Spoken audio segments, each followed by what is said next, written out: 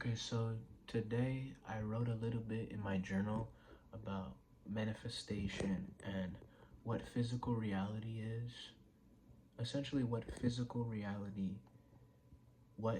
on with physical reality. So I'm gonna explain that. First, let me tell you a couple things. So first things first, today I cried tremendously, filled with pain today. In the morning, woke up, just had like a bawling, crying, because at the time this morning, and I just held on to that pain throughout the day, but at the time this morning, I was just like, why do I have barriers? Why do I have boundaries? Why can I do? Why can't I just be what I want to be? Why is there so many boxes and boundaries on allowing me to do what I want to do? That's what I said. That's essentially what was going on. And like, why is there a non-freedom within me? Why do I have to fight? And I was just crying, going through intense emotional experience. And then I would push out very intense tears, sadness. And then for a brief 10 seconds, it would be peaceful. And then it would come back again, extreme sadness. Then it goes to peaceful. Then I really got to a state where it was just, I was just in agitation, sadness. Took a quick cold shower, ran 3 miles today. The 3 miles, it probably got my physical body relaxed, but mentally I'm still shaken up. Outside, still shaken up. I was shaken up the whole day, but I still did my Shama B Mahmudra Kriya 2 times today, which I'm listening to what Sadhguru says. You must do it, you must do it, you must do it, you must do it. It's easy. Now all that's going on really is just I'm not taking control of my mind. Now you can't control the mind. Some people can. But most people can just attune their awareness to a specific aspect of the mind, of the intellect. If you're a full mastered Kriya Yogi guy, then you can probably manipulate the mind in some weird way. But the intellect, you cannot manipulate the intellect, which is what most people deal with. So yeah. But you can only attune or direct your awareness and concentration on an aspect of the intellect. That's what you can do. And when you let that intellect operate unconsciously, that is when you get the random waves of sadness and depression and anger and frustration. Is you're far from truth and you're just in a state of unconsciousness. That's essentially it. Dark night of the soul, and I just went full throttle in it. It's still there, lingering, but it's just, over time, it's a cleansing process. I'm going through a cleansing process, I'm moving very fast in the spiritual process, and I'm gonna move faster tomorrow too. Now, what is it that I wanted to say about physical reality and how it works? So first things first, let's use a simple example like phones. Phones is a modern day item in 2025. So with a phone, one individual sees a phone, and what happens is he gets impressions. You don't notice it. Most people do not notice it because they are unconscious. If you have a semi-level of consciousness, then you can subtly see what impressions it is. For example, they grab the phone and the impression is, let me binge watch YouTube, let me binge watch TikTok, let me check my Instagram feed, whatever it may be. This is like the average person's experience. So he gets that, or she gets that. And it's not as if the impression is saying, I'm going to. The impression says, I am binge watching YouTube. And so that's what the impression is. And so you carry out the natural steps to carry out that impression. That subtle visualization that grew into a deeply embedded identity through the vision of a phone. So you see your phone and that's what pops up. Yeah, so you see your phone and those impressions pop up. You go on your computer and the impression of, I'm gonna play this game, I'm gonna check out this Twitch stream. I'm gonna go to this YouTube channel. I'm gonna just binge YouTube.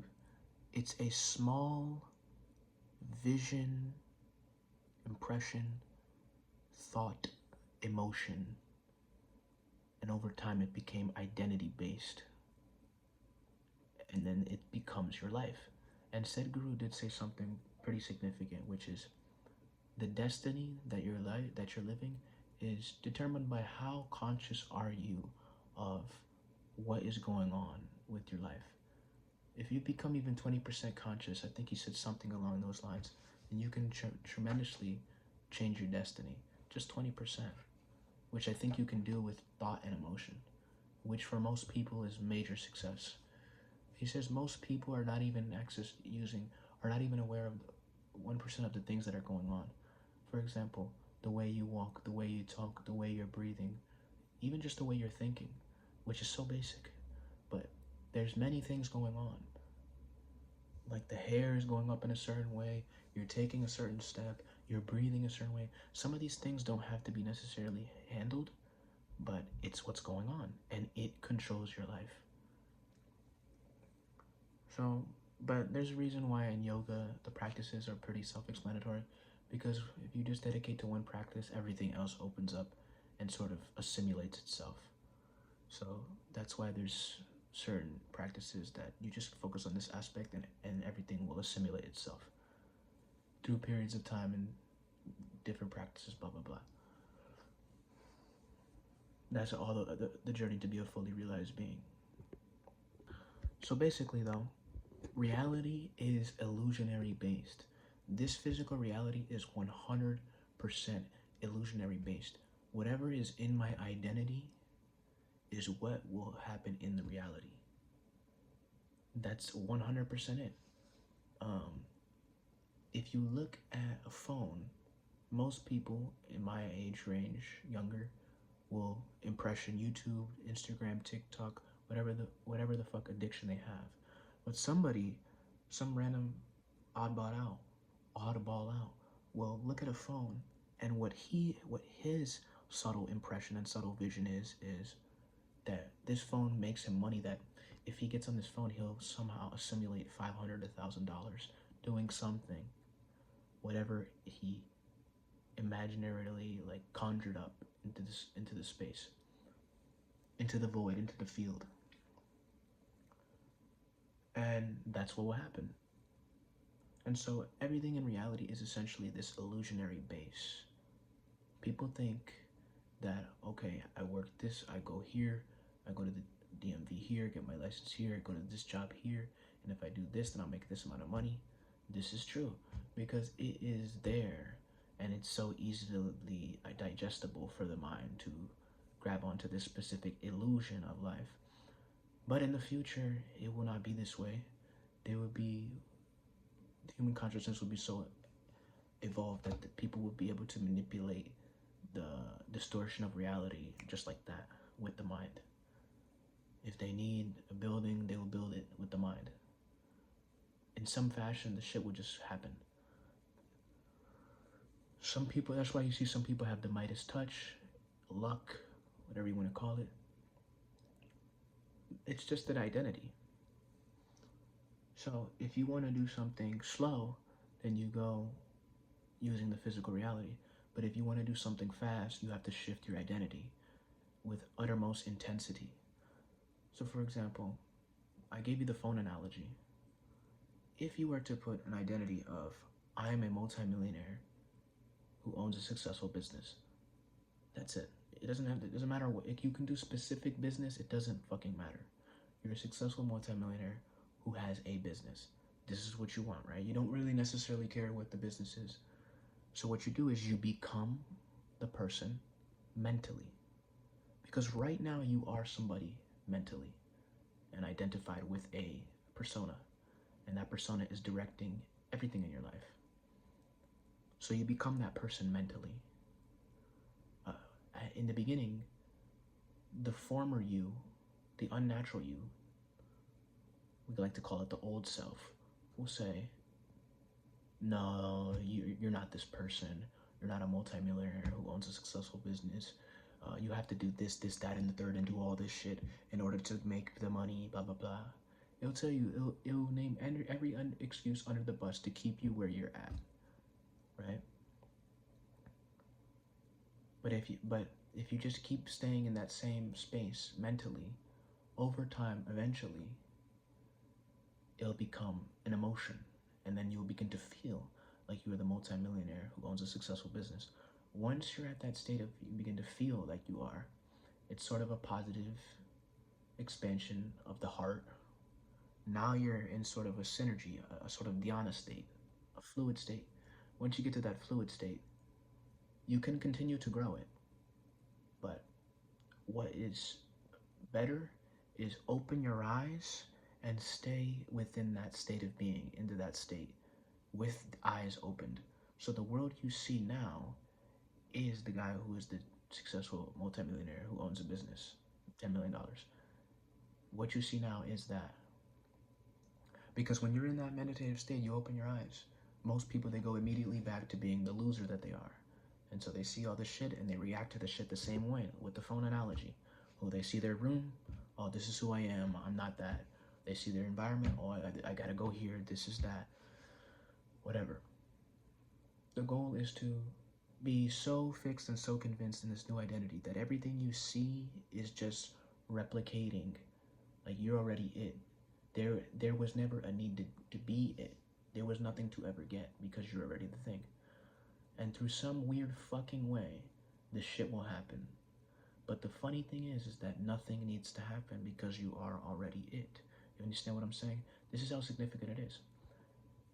And the skeptical mind and the skeptical individual will say, that's not true. Where is it right now? Where is it? This is the skeptical mind. The where is it guy is the guy who keeps you the same fucking way you've been. You have to stay in the new self. You have to stay in that new state of being. So solidified, so solidified, so solidified. Nothing can shake you. You are just there. Everything is just there. Your experience is serendipitous. Your emotion is explosive and expansive.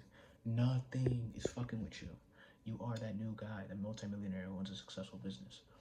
And you're happy and blissful in it. And you remain there, and you remain there. Now, it will manifest. But it has already manifested. This is the whole thing. In the Bible it says,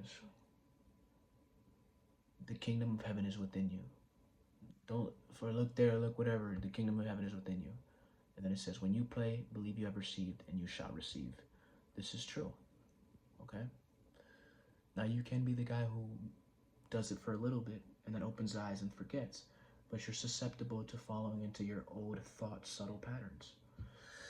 Through some weird way, if you stay in the new identity, and it becomes so real, so explosive, so expansive, so energetic, it feels so fucking real, more real than the reality that you're seeing, that when you open your eyes, it's still so real and you're just there. Everything you do is just there. And just stay there. And this shit will happen. Nothing needs to happen. Nothing needs to happen. People would just start, the world would just start showing you that what the fuck you are. Because what it's doing right now is it's showing you what you are on an identity level. And that's essentially what it is. So there is nothing to get. Most people is just opening up. They do all the shit just to open up the willingness of identity change. This is why some people work a year and some people work 5. And they both make the same amount of money. It has nothing to do with the amount of work they put in or how well they did the work, smart work. No, it's 100% identity based. That's it. 100% identity. This is how the way physical reality works. It is not the truth of existence, because the truth of existence is not anything that you place identifications on. So it's not the truth of existence, but it's how to manipulate reality and create reality. Because it's all illusionary based. Yeah, that's basically it. Pay attention to the skeptical mind saying, yeah, but you need to go do something. Where is it? It's here. You have to just see it already. Anyways, all I gotta say.